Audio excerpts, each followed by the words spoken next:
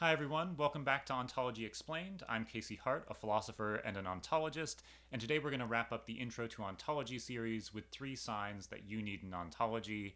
I'm just going to breeze through 3 of these to help you understand, okay, if I'm lacking those or these are things that I want to find more, get more value out of my data, then maybe an ontology is right for me.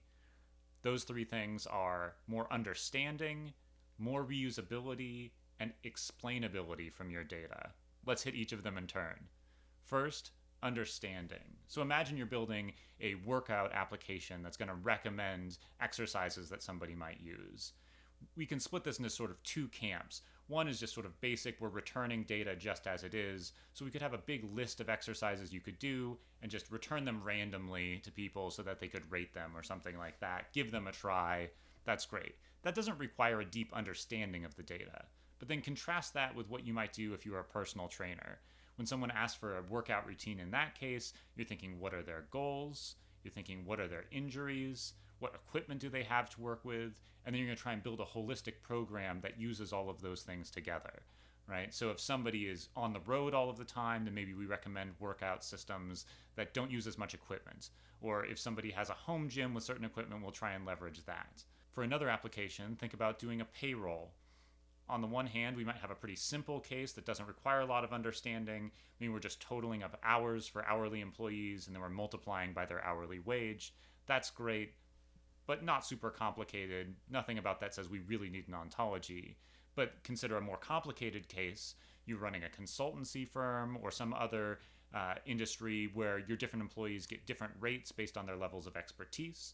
And you also have different contracts with different clients, and each of those might be associated with different billing hours or billable rates. And then at the end of the month, when we need to figure out when things are paid, or maybe at different intervals depending on the clients, you need to put together a whole bunch of different pieces of information to figure out who to pay and when. At what time were they doing the work? How much work did they do? For which client? Under which pay rate? At which sort of level of qualification? Now we're getting a more complicated picture, and as the complications and nuance increase, the amount of understanding you need from your data increases, and that makes me more likely to recommend using an ontology. For the second example, we'll look at reusability. So this goes back to something I did in the 3 metaphors video, and I'll link that down below in the description. We can think of the ontology as a language, and that means we can think about taking all of our different data sources, wherever they come from, and translating it into that central interlingua, which is your ontology. So in the examples of healthcare, we can look at patient charts, or we can look at HL7 messages, we can look at EMR and EHR data, we can compare it to ICD-10 codes, and all of this can be translated into a single vernacular, which means if you want to pull information out of your data, you can do that by just speaking that one central language, and it can all be joined together. We can also think about using an ontology as a reusable resource for our applications. So if we have one application that we've built on our data, but we know there are going to be a lot of different potential uses for our valuable data going forward, we want to reuse that data model over and over again. And ontologies are specifically designed to be extensible and reusable in this regard. The third sign that you might need an ontology is if you really value explainability. It's not just getting the answer, but understanding why the answer came from your particular application. This fits into the context of artificial intelligence under the umbrella of GoFi, good old-fashioned artificial intelligence, which has to deal with symbolic reasoning. So ontologies, because they have different concepts and classes and individuals, are ripe for symbol manipulation. We can put on rules in our system that say, if these criterion are met, then this conclusion can be reached, and then we can spell that out in our given applications to show why we reach the conclusions that we do. So for example, if we have a particular individual and we name it boat and we know that it's made of oak, we want to be able to reason that it's going to float in water, and it's not enough to just say it's named boat, it must be able to float. Instead, we can spell out more carefully why that is. It's made of oak, oak is a type of wood floats in water, and maybe we could unpack that further because of the density of water relative to the density of wood, and then we can conclude that boat floats in water. Or if we want another example, let's think about, again, in a healthcare context, we are trying to figure out whether a given patient will still be in the hospital, 12, 18 hours from now, and we see that that patient received a particular drug. We know that that drug is associated with treating cardiac arrest, and that if you have a cardiac arrest, then you need to be in the hospital at least 24 hours, say.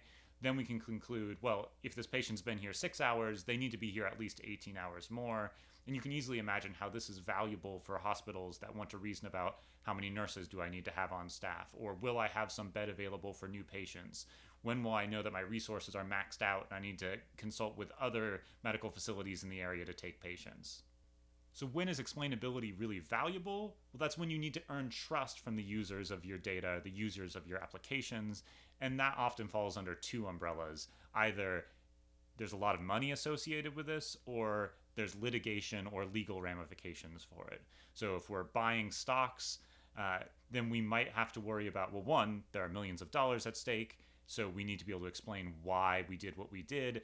And if we're making stock purchases, then we have to deal with insider trading or all other sorts of things where legal consequences might follow.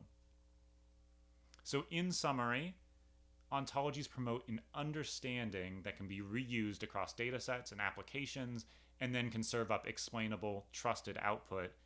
If you find yourself really wishing you had any more of these three main attributes or any of the things dropped in the honorable mentions, then it might be worth your time to dig a little more deeply into ontologies, reach out to an ontologist, see if you can get some advice on how you might incorporate that into your organization. Thanks, I hope you enjoyed this video. Like and subscribe, and then take a few minutes to celebrate an ontologist that you know. If you don't know one, I'm an ontologist, and you can just drop, and I appreciate you down in the comments. I could always use a little more validation. Thanks, and have a great day.